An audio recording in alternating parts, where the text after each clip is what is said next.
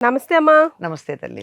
అమ్మ, జనరల్ గా ఒక బరువైన మాటను ఎప్పుడైనా బాధలో ఉన్నప్పుడు గానీ, లేదంటే ఎవరికైనా ఏదైనా సంజాయించేటప్పుడు, ఎక్స్ప్లెయిన్ చేసేటప్పుడు చెప్తూ ఉంటాం. ఏం చేసుకుంటావు ఇదంతా, పోయేటప్పుడు ఏమైనా కట్టుకుపోతావా అని అంటూ ఉంటాం. కానీ ఈ మాట అర్థం తెలిస్తే ఈ రోజుల్లో ఇప్పుడుండే వెంపర్లాట అసలు దేనికి ఉండదు. తిన్నామా, తెల్లారిందా, నెక్స్ట్ ఏం పాపం పుణ్యం చేసుకున్నామా అన్నట్టే వెళ్ళిపోతుంది జీవితం. కానీ అసలు ఎవరు అర్థం చేసుకుంటున్నారు, ఎవరు అప్లై చేస్తున్నారు, ఎందుకు వచ్చింది సామెత? మనం చూస్తున్నాం కదమ్మా, ఎంతో మంది శరీరం వదిలిపెట్టిపోతున్నారు. మరి వెళ్ళేటప్పుడు కట్టుకుపోయారా ఏమన్నా? ఏమి లేక. ఏం కట్టుకుపోలేదు, కనీసం శరీరాన్ని కూడా పట్టుకుపోలే.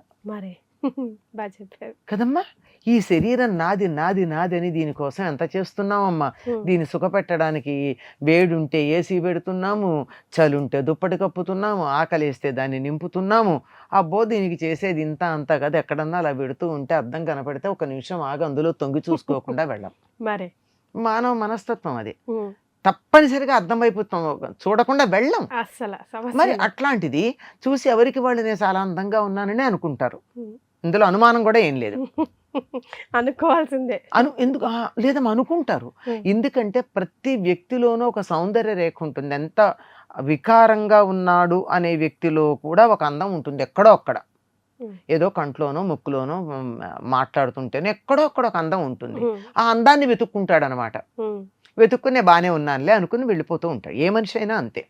కనుక ఇంత ఇదిగా దీన్ని ఎంతో ఇదిగా చూసుకుని దీన్ని ఇంత జాగ్రత్తగా నువ్వు పోషించుకున్నటువంటి శరీరాన్నే పట్టుకెళ్ళట్లేదే, ఇంకేం పట్టుకెడతారు? మరి కానీ పట్టుకెళ్ళే ఉన్నాయి. ఏంటమ్మది? ఉన్నాయి కొన్ని. ఉదాహరణకి మీరు అమెరికా వెళ్తారు. ఏమ్మా ఈ రూపాయలు పనికొస్తాయా? ఏం చేస్తున్నారు?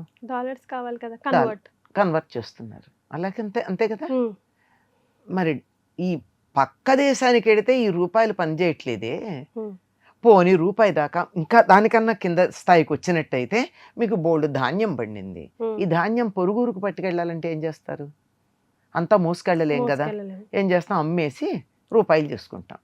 ఈ రూపాయలు అమెరికాకి వెళ్తే పనికిరావు, అంతే కదా.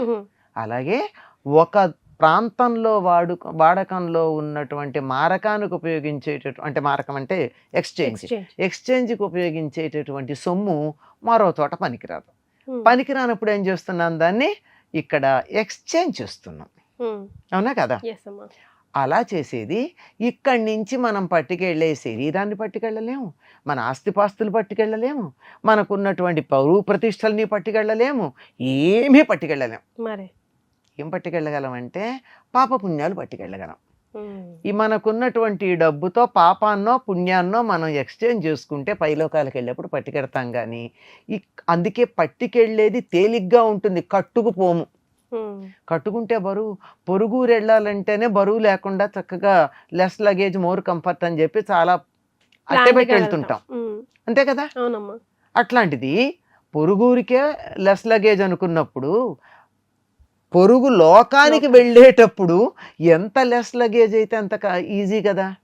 అంచేత ఇప్పుడు పొరుగురు వెళ్ళేటప్పుడు పూర్వం కట్టలు డబ్బు పట్టుకెళ్ళేవాళ్ళం. ఇప్పుడు కార్డు ఒకటి పట్టుకెడుతున్నాం. కార్డు కూడా పట్టుకెళ్ళట్లా. ఇప్పుడు ఆ ఫోన్ ఒకటి పట్టుకొడితే దాంతో పెడుతున్నాం. రేపటి నుంచి ఫోన్ కూడా కాదు, వాచ్ సరిపోతుంది అంటున్నారు. ఇంత సైజు వస్తుంది వాచ్, అది లేకుండా వర్చువల్ కూడా వస్తుంది అంటున్నారు, అది కదా. You can have a very big screen, virtual screen. ఎక్కడికుంటే అక్కడ కూర్చొని నువ్వు సినిమా చూసుకోవచ్చు, వీడియోనో టీవీనో వాట్ ఎవర్ ఇట్ ఈస్. అలా వచ్చింది అంటే ఎక్కడికక్కడ బరువు తగ్గించుకుని కట్టుకున్న దాన్ని, కట్టుకుపోయేదాన్ని, పట్టుకుపోకుండా ఉండేటటువంటి దాన్ని ఎక్కడికక్కడ పక్కకు పెట్టిపోతున్నాం. ఎంత తేలిగ్గా పోతున్నాం. అట్లాంటిది ఈ గ్రాస్ అంటారు దీన్ని. అంటే చాలా బరువుగా, మోటగా, బరకగా ఉండేటటువంటి దీన్ని ఇక్కడ వదిలిపెట్టి సున్నితంగా, తేలిగ్గా, హాయిగా, సుఖంగా ఉండేదాన్ని పట్టుకెడతాం. ఈ పట్టుకెళ్ళేది కూడా 2 రకాలు ఉన్నాయి. ఒకటి పాపం, ఒకటి పుణ్యం. ఇది పద్ధతి.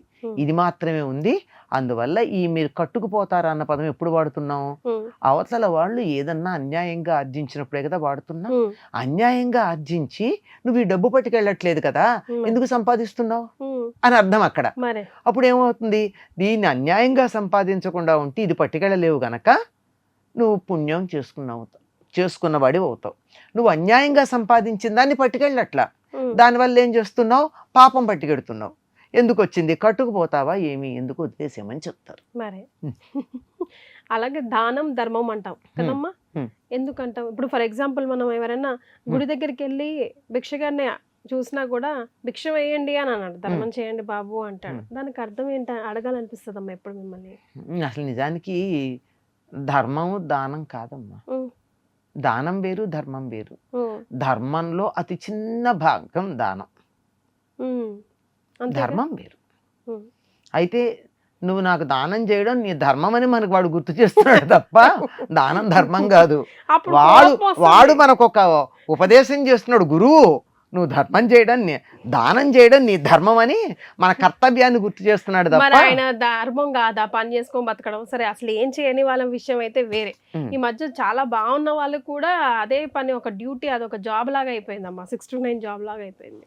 దీని మీద సెపరేట్ గా చేద్దామంటే నాకు అభ్యంతరం లేదు. చేద్దామమ్మా నిజంగా ఎలాబరేట్ గా. సో మన ఫస్ట్ టాపిక్ వచ్చేసి ఏది కూడా కట్టుకుపో. సో ఏది మనతో బై డిఫాల్ట్ వస్తుందో దాన్ని జమ చేసుకోవడం నేర్చుకోవాలి, దాన్ని పోగేసుకోవడం నేర్చుకోవాలి, పట్టుకెళ్ళేదాన్ని. ఇంకా కొంతమంది అయితే అసలు గొప్ప వేదాంతులు అయితే పట్టుకెళ్ళేది కూడా మాకు అక్కర్లేదు అంటారు. ఎందుకంటే ఈ పాపము పుణ్యము పట్టుకెడితే దాని ఫలితంగా ఇంకో జన్మ వస్తుంది. మళ్ళీ జన్మ ఎందుకు? నేను పాపం చేస్తున్నా అదంతా కథం, పుణ్యం చేసినా నాకు అక్కర్లేదు, ఇది కూడా నేను ఇక్కడ వదిలేస్తున్నా, మళ్ళీ నాకు జన్మ అక్కర్లా అని వదిలేసుకునే వాళ్ళు ఉన్నారు. పరీక్షిత్తు 7 రోజుల్లో నీకు ప్రాణం పోతుంది అనగానే ఆయన తనకున్నటువంటి అన్ని కర్మ పుణ్య ఫలాలని కూడా వదిలేసేట ఆయన. అంటే పుణ్యఫలం ఉంటే మళ్ళీ జన్మెత్తాలిగా, జన్మెత్తితే సవ్యంగా ఉంటానన్న నమ్మకం ఏమిటి? ఏదో ఒక పాపం చేయకుండా ఉంటానన్న నమ్మకం ఉందా? మళ్ళీ చక్రంలో పడతాం కదా, అంచేత అన్నిటినీ వదిలేశాడు.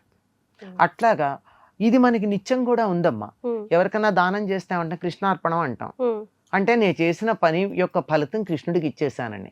పూజ అంతా అయ్యాక ఏ తత్ఫలం శ్రీకృష్ణార్పణం వస్తూ అంటాం. పూజ అంతా చేసి ఇంత వ్రతం చేసి ఎన్ని నియమాలు పాటించి ఇంత కష్టపడి చివరికి కృష్ణార్పణం అని ఎందుకు అంటున్నావు? ఈ పుణ్యఫలం కూడా నాకు అక్కర్లేదయ్యా, నువ్వే తీసుకో, నాకు ఇలా మంచి పనులు చేసే అవకాశం ఈ చాలు, ఈ పుణ్యం వల్ల మళ్ళీ జన్మ ఎత్తితే ఇబ్బంది ఉంది అని జాగ్రత్త పడుతున్నాం. అదనమాట. అంచేత కట్టుకుపోయేది కూడా అక్కర్లేదు అనుకోవడం నిజమైనటువంటి వేదాంతి లక్షణం. కట్టుకుపోము అనే సంగతి గుర్తుంచుకుని సవ్యంగా ప్రవర్తించడం సామాన్యుల లక్షణం. సూపర్ అమ్మా, ధన్యవాదాలు. And for more videos, please subscribe to iDream. Please subscribe to iDream. Please subscribe iDream. And please subscribe to iDream. For more videos, subscribe to iDream. please like, share and subscribe to the channel. Congratulations, iDream. Subscribe to iDream. Subscribe to iDream. So subscribe to iDream Media. iDream team andarki huge congratulations. Please subscribe iDream Media. Please subscribe to iDream. Subscribe iDream. Please subscribe to iDream. iDream అంటే నా కళల ఛానల్ను subscribe చేసుకున్న నోరు తిరుగుతలేదు, మీరైతే గంట గుర్తు కొట్టండి. For more such videos, please subscribe to iDream.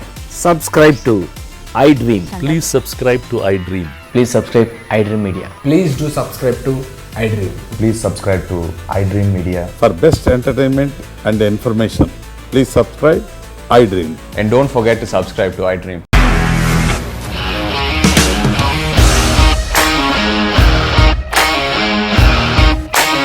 ఇండస్ట్రీలో కమిట్మెంట్ ఇష్యూస్ వస్తే నీకు కూడా వచ్చినట్టు మార్నింగ్ తీసుకెళ్ళారంటే కొట్టి పడేశారు.